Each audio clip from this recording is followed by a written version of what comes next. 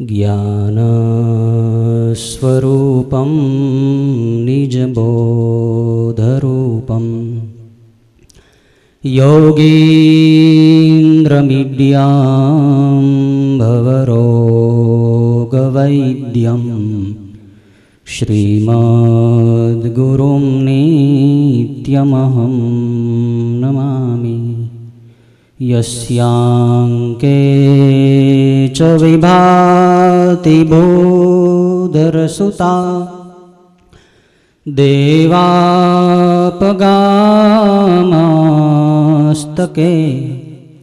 भाले बालविधुर्गले च गरलं यस्योरसी व्यालराट् सोऽयं भूतिविभूषणः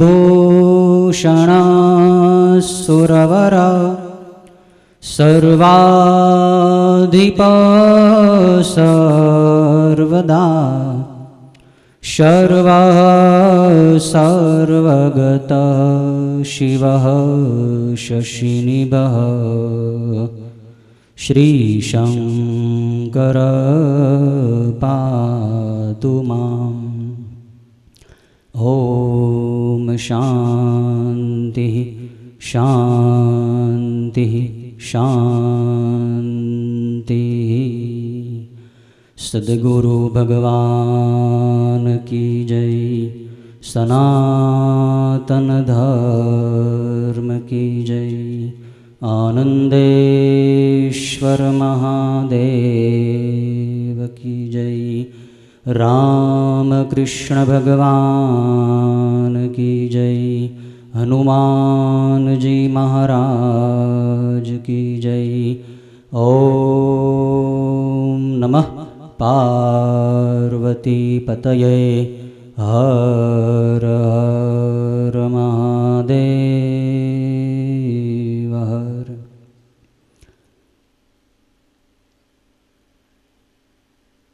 महाशिवरात्रि पर्व प्रसंगे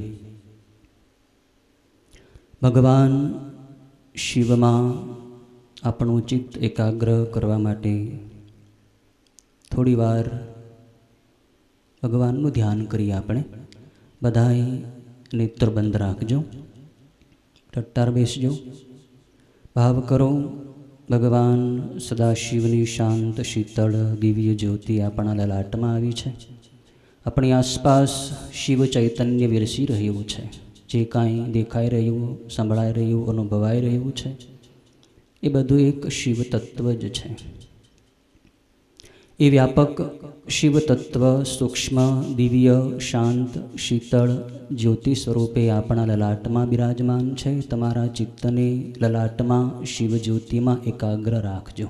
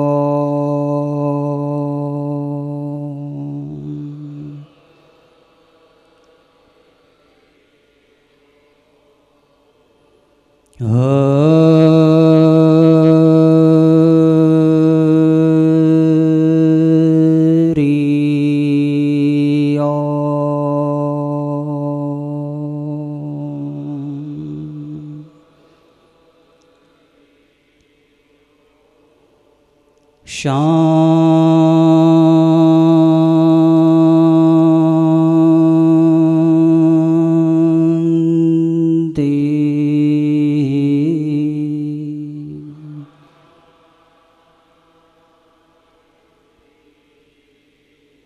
सुशान्तिरभवतु।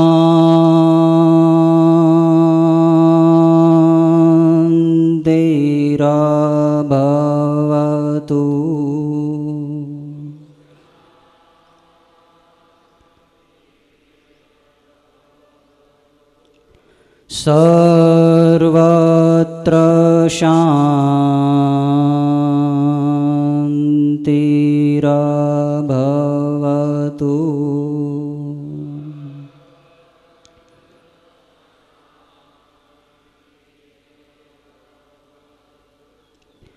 શિવોહમ શિવોહમ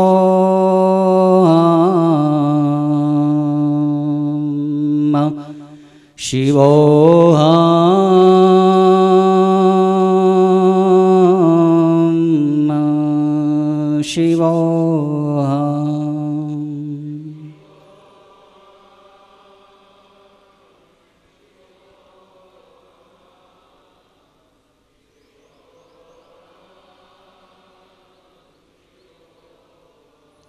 શિવોહમ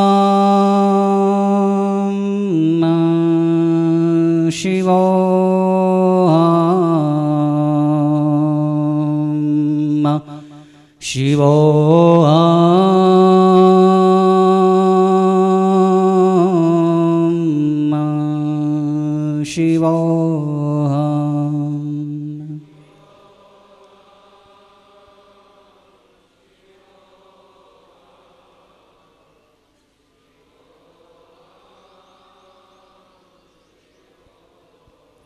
ઓમ ઓમ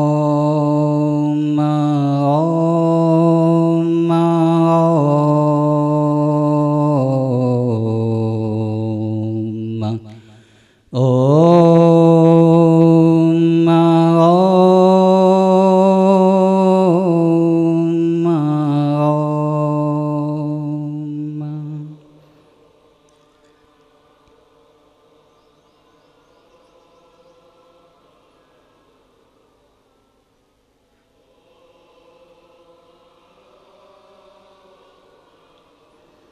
શિવ શિવ શિવ શિવ શિવ શિવ શિવ.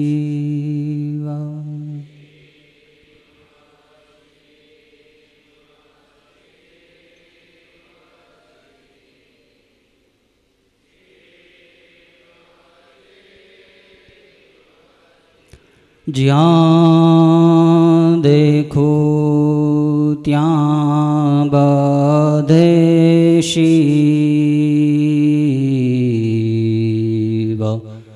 શિવ શિવ શિવ.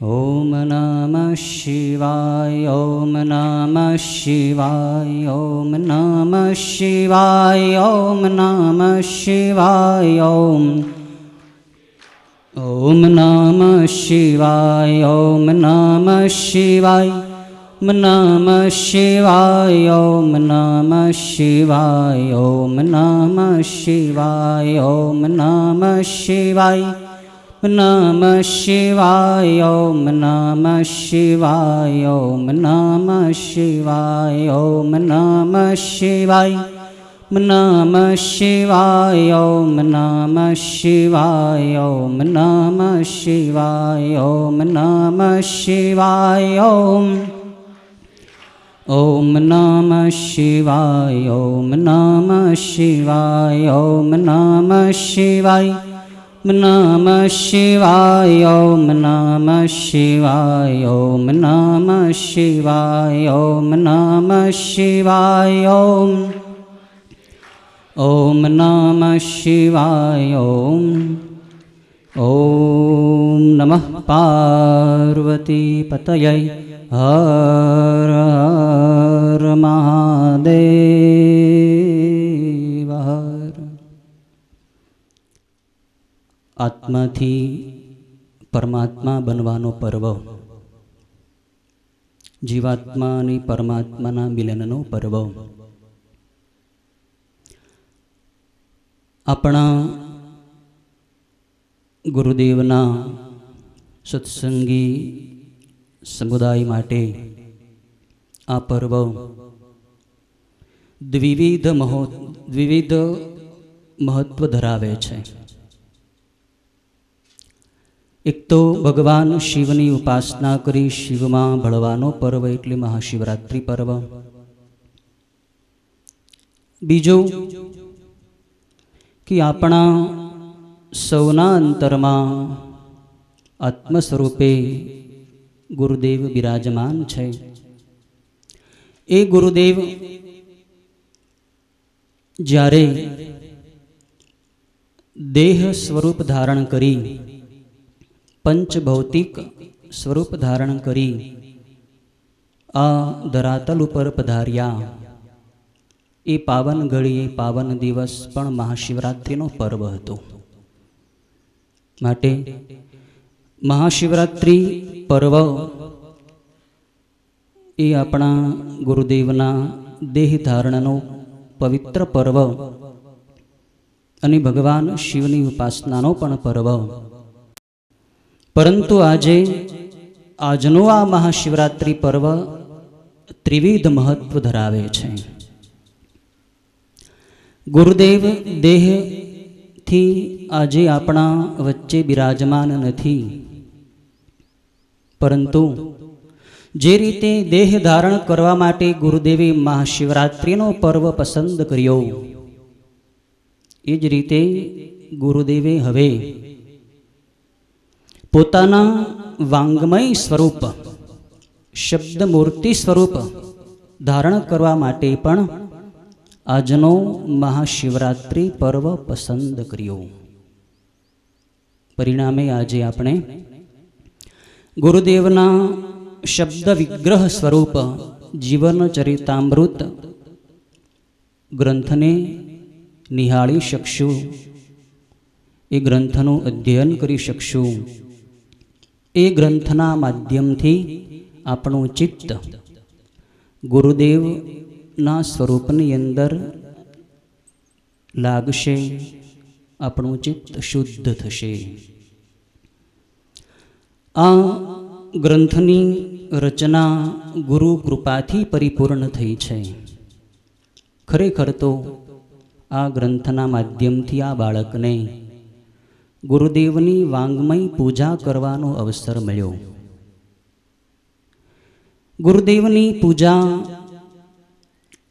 આપણે શું કરી શકીએ? ગુરુદેવની ખરી પૂજા તો છે એમના સિદ્ધાંતોને જીવનમાં ઉતારવા. ગુરુદેવ કેવા હતા, ગુરુદેવ શું હતા, એ સ્વયં ગુરુદેવ જાણતા હતા. આપણાથી એ જાણી શકાય નહીં. ગુરુદેવની ઊંચાઈને આપણે આંબી ન શકીએ.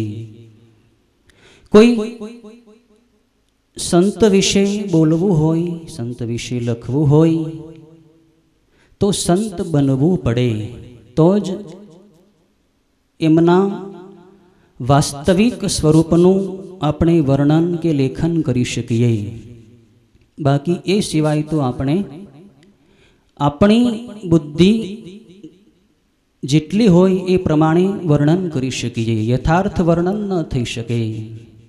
તો આ ગ્રંથના માધ્યમથી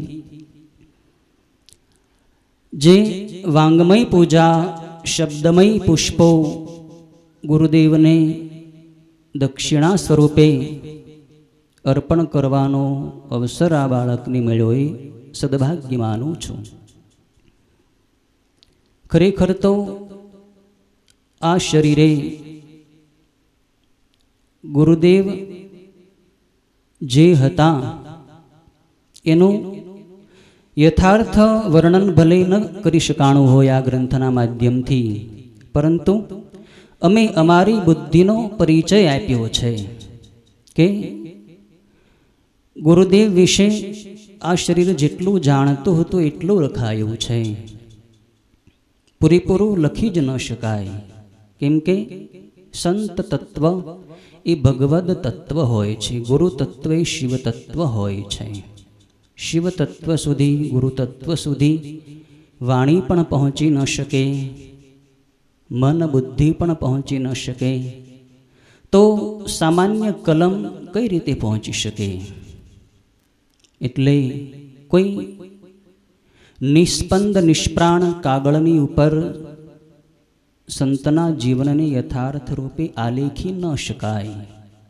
આપણો જેવો ભાવ હોય, આપણે જેટલા જાણ્યા હોય, જેટલા અનુભવો થયા હોય એ પ્રમાણેનું વર્ણન લખી શકાય. બાકી જેમ કોઈ કવિએ સરસ કહ્યું, સબ ધરતી કાગદ કરું, લેખની કરું બનરાય, સાત સમુદ્ર કી મસી કરું, ગુરુ ગુણ લિખ્યા ન જાય. આખી ધરતી રૂપી, પૃથ્વી રૂપી પત્ર લઈને, કાગળ લઈને, કલ્પવૃક્ષની ડાળીને કલમ બનાવીને, સાત સમુદ્રના જળ જેટલી શાય ભેગી કરીને કોઈ સંત વિશે, ગુરુ વિશે લખવામાં આવે, છતાં પણ ગુરુ ગુણ લિખ્યા ન જાય. ગુરુદેવના ગુણને લખી ન શકાય. માટે યત કિંચિત આ ગુરુ દક્ષિણા કરવાનો, અર્પણ કરવાનો જે લાભ મળ્યો એ આ બાળકની ઉપર ગુરુજીની કૃપા થઈ ત્યારે જ એ મળ્યો કહેવાય છે. ગુરુદેવ શિવયોગી અને આત્મ સ્વરૂપ હતા. આચરણથી ઉપદેશ આપનાર હતા. સ્વજીવનમાં આચરીને એમણે ઉપદેશ આપ્યો. સર્વ જીવ પ્રાણી માત્રના હિતની ભાવના ગુરુદેવના જીવનમાં છલોછલ ભરેલી હતી. આવું ગુરુદેવનું પવિત્ર જીવન શું હતું એ આપણે આ ગ્રંથના માધ્યમથી થોડુંક જાણી શકશું. એવી અમુક ઘટનાઓ કે જે ઘટનાઓને ગુરુદેવ પોતાના જીવનકાળ દરમિયાન પ્રકાશિત કરવાની અનુમતિ નહોતા આપતા, એ ઘટનાઓ હવે આપણે આ ગ્રંથના માધ્યમથી જાણી શકશું. માટે આ પર્વ જીવન ચરિતામૃત ગ્રંથના પ્રકાશનનો પર્વ, ખાસ વિશેષ મહાશિવરાત્રિ એટલે ભગવાનમાં ભળવાનો પર્વ છે, અંતર્મુખ થવાનો પર્વ છે, અંદરથી શુદ્ધ થવાનો પર્વ છે. પૌરાણિક કથા શિવપુરાણમાં આવે છે, બધા લગભગ જાણતા હશે. મહાશિવરાત્રિને દિવસે સૌ પ્રથમવાર ભગવાન શિવના લિંગની પૂજા બ્રહ્મા અને વિષ્ણુએ કરેલી. બ્રહ્મા અને વિષ્ણુના વિવાદને શાંત કરવા માટે ભગવાન શિવ અદ્ભુત અગ્નિમય લિંગ સ્તંભ બંનેની વચ્ચે બની ગયા. અમાપ સ્વરૂપ એ લિંગ બંનેની વચ્ચે પ્રગટ થયું. બંનેએ એનો અંત શોધવાનો પ્રયત્ન કર્યો, પણ એનો અંત મળ્યો નહીં. થાકી ગયા અને કરબદ્ધ થઈને ભગવાનને પ્રાર્થના કરી કે આપ કોણ છો? ત્યારે ભગવાન શિવે પ્રથમ ઓમકાર નાદ કર્યો, પ્રણવ નાદ કર્યો. એ નાદ બ્રહ્મા વિષ્ણુએ સાંભળ્યો. પછી ભગવાને લિંગમાંથી પોતાનું સ્વરૂપ પ્રગટ કરી બ્રહ્મા અને વિષ્ણુના અભિમાનને દૂર કર્યું, એમને જ્ઞાન આપ્યું. બ્રહ્મા અને વિષ્ણુએ મળીને સૌ પ્રથમવાર ભગવાન શિવના લિંગની જે દિવસે પૂજા કરી એ જ દિવસ એટલે મહાશિવરાત્રિનો પર્વ. આ પર્વ માત્ર આધ્યાત્મિક નહીં પણ ભૌતિક, વ્યાવહારિક દરેક ક્ષેત્રે મહત્વ ધરાવે છે. આ પર્વના અવસરે શિવની પૂજા, ઉપવાસ અને જાગરણ આ ત્રણ અંગો મુખ્ય હોય છે. ઉપવાસનો અર્થ છે જીવાત્માનો પરમાત્માની પાસે વાસ. ભગવાનની પાસે વાસ કરવો, બેસવું એટલે ઉપવાસ. ઉપવાસ એટલે માત્ર નિરાહાર રહેવું એ જ નહીં. નતુ કાયસ્ય શોષણમ, કાયાનું શોષણ કરવું એ જ માત્ર ઉપવાસ નથી. ઉપવાસનો મૂળ અર્થ છે ભગવાનમાં તમારું ચિત્ત લાગી જવું. તમારી ઇન્દ્રિયો, તમારું મન, બુદ્ધિ જે બહિર જગતની અંદર વિચરે છે એને પાછા વાળી અંતર્મુખ કરવા. શિવ ચતુર્દશી, એ ચતુર્દશીની રાત્રે તમે જોયું હશે આકાશમાં ચંદ્રમા કેવડો હોય, એકદમ પાતળી લકીર જેવો, રેખા જેવો હોય છે. જ્યોતિષ શાસ્ત્ર કહે છે કે ચતુર્દશીનો, કૃષ્ણ પક્ષની ચતુર્દશીનો ચંદ્રમા સૂર્યની અત્યંત નજીક હોય છે. આપણા મનના દેવતા પણ છે ચંદ્ર. જેમ ચતુર્દશીનો ચંદ્રમા સૂર્યની નજીક હોય છે, એમ આપણું મન પણ ચતુર્દશીના દિવસે શિવની નજીક હોય છે. ઘણું ખરું અંતર્મુખ થઈ જ ગયું હોય છે. થોડી આપણી વૃત્તિને આપણે કેન્દ્રિત કરીએ તો સહજ રીતે આપણે શિવમાં ભળી શકીએ. એટલે શિવરાત્રિના પર્વ પ્રસંગે તમે ઉપવાસ કરો તો તમારું મન અંતર્મુખ થાય. રાત્રે જાગરણ કરો અને શિવની પૂજા કરો તો શિવમાં વાસ જરૂર થાય છે. શિવની પૂજા, પાર્થિવલિંગની પૂજા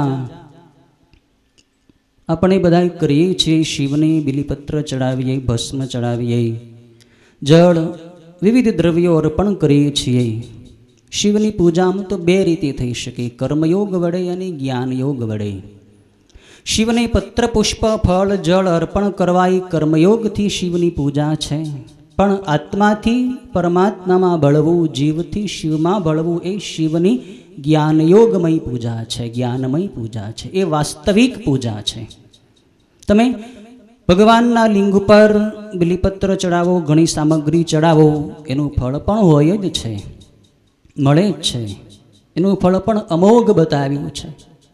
સ્કંદ પુરાણમાં તો એમ કીધું છે કે સાગરો કદાચ સુકાઈ જાય, સમુદ્ર સુકાઈ જાય, હિમાલય, મેરુ, મંદર, વિંધ્ય, શ્રીશૈલ આ બધા પર્વતો કદાચ વિચલિત થઈ જાય, પણ શિવરાત્રિનું કરેલું વ્રત ક્યારેય વિચલિત થતું નથી, ફરતું નથી. એનું ફળ નિશ્ચિત મળે જ છે. એ ક્યારેય નિષ્ફળ જતું નથી. ભૂલથી પણ, અજાણતા પણ શિવરાત્રિનું તમે વ્રત કર્યું હોય તો એનું ફળ ચોક્કસ મળે છે. વ્રત એટલે શું? વ્રત એટલે જે કાર્ય કરવાથી, જે કર્મ કરવાથી આપણે ભગવાનની નજીક જઈએ, ભગવાનમાં આપણો વાસ થાય, એવું કર્મ એટલે વ્રત. શિવરાત્રિ વ્રતના આ 3 અંગો, ઉપવાસ, જાગરણ અને શિવ પૂજન. એમાં પૂજા અને જાગરણનું તો એટલું ફળ બતાવ્યું છે. સ્કંદ પુરાણમાં લખ્યું કે શિવમ તુ પૂજયિત્વાયો જાગરતી ચ ચતુર્દશીમ માતુ પયોધર રસમ ન પીબેત સ કદાચન. અર્થાત ભગવાન શિવની પૂજા કરી અને રાત્રે જાગરણ કર્યું ચતુર્દશીની રાત્રે, તો એ જાગરણ કરનાર, એ પૂજા કરનાર જીવને ક્યારેય માતાનું દૂધ પછી પીવું પડતું નથી. એટલે કે એને ફરીવાર જન્મ લેવો પડતો નથી. એનું કલ્યાણ થઈ જાય છે, મોક્ષ થઈ જાય છે. શિવરાત્રિ વ્રત વ્રતોનો રાજા છે. પરાત પરતરમ નાસ્તિ શિવરાત્રિ પરાત પરમ. સ્કંદ પુરાણ કહે છે પરથી પણ પર સૌથી શ્રેષ્ઠ પર્વ કોઈ હોય તો આ શિવરાત્રિનો પર્વ છે. અને બધાય પાપોનો વિનાશ કરવા વાળો છે. શિવરાત્રિ વ્રતમ નામ સર્વ પાપ પ્રણાશનમ. આ ચાંડાલ મનુષ્યાણામ ભુક્તિ મુક્તિ પ્રદાયકમ. સર્વ પાપનો વિનાશ કરવાવાળું આ પર્વ અને ચંડાલથી લઈને શ્રેષ્ઠ વર્ણ સુધીના તમામ જીવોને ભુક્તિ અને મુક્તિ, ભોગ અને મોક્ષ બંને ફળ આ શિવરાત્રિ વ્રતથી મળે છે. માટે આ શિવરાત્રિ વ્રત અતિ દુર્લભ છે. શિવરાત્રિ વ્રત કરવાનો વિચાર પણ આવે તો પણ સમજવું કે મારા ઘણા બધા જન્મોના પુણ્યોનો ઉદય થયો છે. તમને બધાને આ શિવરાત્રિ પર્વ માટે અહીં પધારવાનો ભાવ થયો. આ આશ્રમમાં પધારવા, આ પૂજાનો લાભ લેવા, સત્સંગ ધૂન સંકીર્તનનો લાભ લેવાનો ભાવ થયો તો ખરેખર તમે બધા પુણ્યાત્મા છો. તમારી બધાઈની ઉપર ગુરુજીની કૃપા ઉતરી છે, ભગવાનની કૃપા ઉતરી છે તો જ અહીં સુધી પહોંચાય. બાકી સરળ નથી.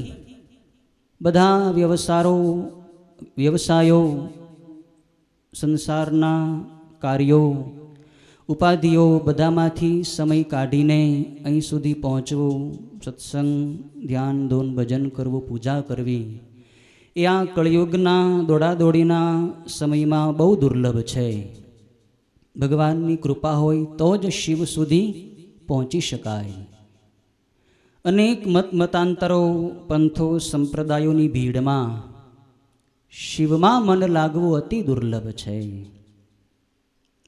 એટલે શિવમાં મન લાગી ગયું તો સમજવું હવે મુક્તિ સુલભ છે. શિવરાત્રિના દિવસે આપણું મન શિવમાં લગાડવાનું છે, ખાસ અંતર્મુખ થવાનું છે. જ્યાં સુધી બહિર જગતમાં તમે વિચરણ કરશો, તમારું મન વિચરણ કરશે, ત્યાં સુધી તમને અંદરનો આનંદ, શિવનો આનંદ નહીં મળી શકે. શિવરાત્રિનો પર્વ આનંદ મેળવવાનો પર્વ છે. શિવરાત્રિનો પર્વ જીવથી શિવ તરફની યાત્રા છે. આ યાત્રા આપણે ગુરુ કૃપા હોય તો જ પૂરી કરી શકીએ. યાત્રામાં ઘણા બધા વિઘ્નો આવે,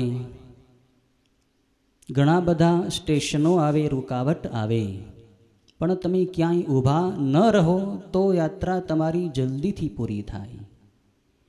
શિવની સુધી પહોંચવા માટે બહારના વિષયોના આવેગો, વિકારો, કામ, ક્રોધાદિ બધા રીપુઓ, શત્રુઓ પરેશાન કરતા હોય છે.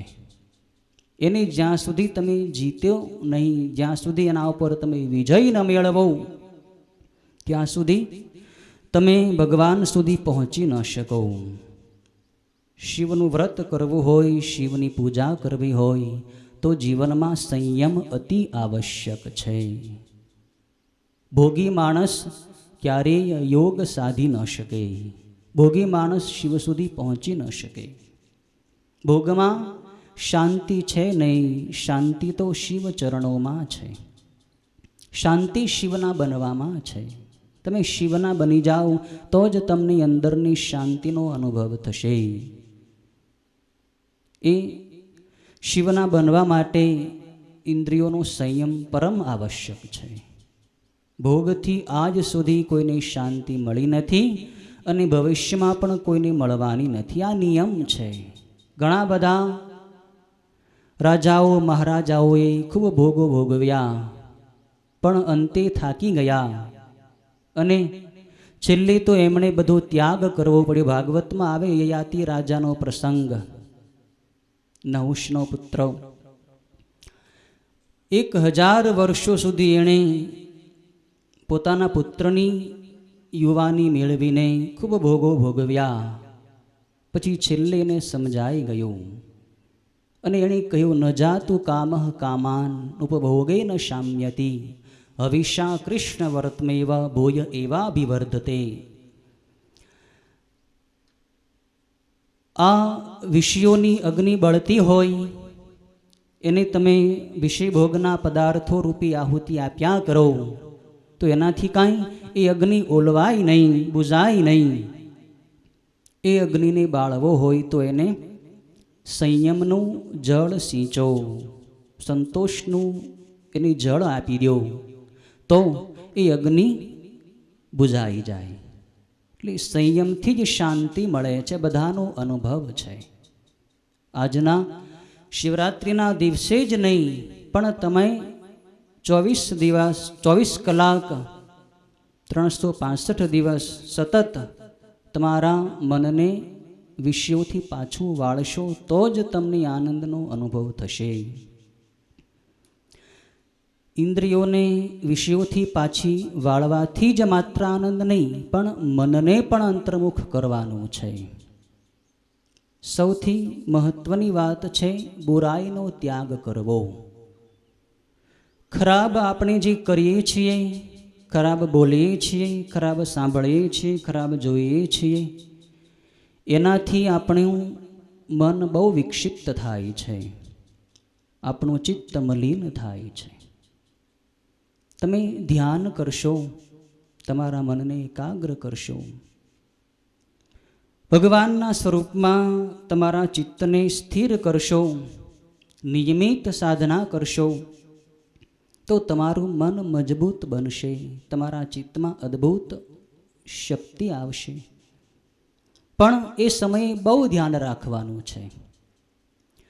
ધ્યાન, ભજન, પૂજન, સાધના કરી કરીને તમારા ચિત્તને તમે શુદ્ધ કરી દીધું, પણ એ તમારું શુદ્ધ ચિત્ત તમે કોઈ વ્યક્તિના દુર્ગુણ ઉપર, કોઈના ખરાબ વર્તન ઉપર, કોઈ ખરાબ ઘટના ઉપર તમારા ચિત્તને તમે નાખ્યું, તો તમારું ચિત્ત જે ઉજળું સફેદ દૂધ જેવું છે, એને બગડતા વાર નહીં લાગે.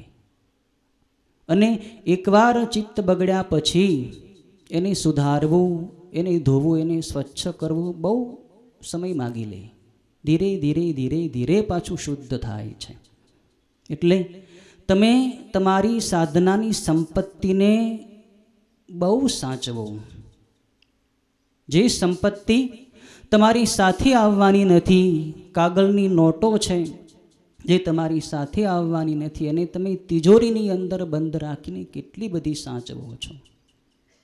પણ જે સાધનાની સંપત્તિ, શાશ્વત સંપત્તિ જે તમારી સાથે આવવાની છે,